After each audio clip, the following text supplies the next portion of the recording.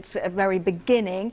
Now, Beijing's really stepped up its rhetoric around Hong Kong. For the first time, the protests are finally making the front page. There's no mention of the metro attack, but as you can see, if we have a look at the Global Times front page, it's got a big picture of the protesters blocking a road with the headline "Rioters Defy National Safety." This is really important. It's the first time that we're seeing this in mainland China newspapers, and the People's Daily also covering this story. Social media, the hashtag that are trending are things like the Central Authority cannot be changed, and also the other hashtag is Protect Hong Kong. Well, for more on this, we can speak to BBC Monitoring's Kerry Allen, who is monitoring the social media aspect for us, and just remind us that this is realistically, this is the first time we're seeing this in China.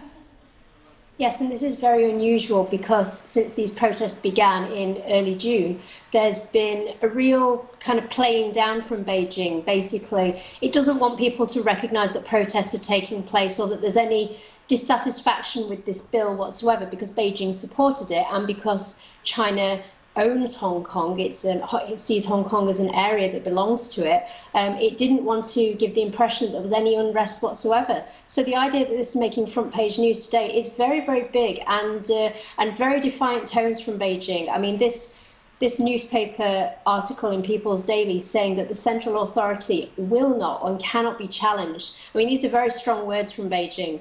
But what we're seeing as well is a lot of the newspapers, what they've got on the front cover are protesters wearing black. So these are actually the protesters who've been relatively peaceful. I mean, some of these protesters have been clashing with the police, but we've not seen any images in traditional media of the people wearing white that were involved in the violence over the weekend. So there's still this maintenance of this idea that it's these protesters that have been out since early June that are causing. I mean, they're described as mobs and riots in Hong Kong.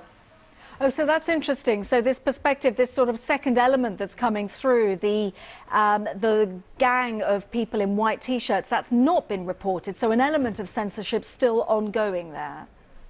Yes, but they are appearing in social media. I mean, this is really interesting that these people who are wearing white, and we don't know who they are, they could be Triad members, they could have ties to Beijing, we're not sure, but their images are appearing on Chinese social media platforms like Sina Weibo. And it's almost become the perception for Chinese people in mainland is that they've had the impression that these people wearing black, they're violent, they're rioting, they're a mob, and these people wearing white who've now got involved, and we don't know who they are. The idea is it's almost a kind of clash of good versus evil. People have been saying that it's a good thing that these people who they are perceiving as vigilantes have stepped in and are trying to clear these people from the areas who've been setting up camps and who've been protesting over the last month or so. OK, Kerry Allen from BBC Monitoring, many thanks for keeping an eye across social media and also the way that mainland China, the publications there are covering this particular story. Again, this is something that we will continue to cover here on Outside Source.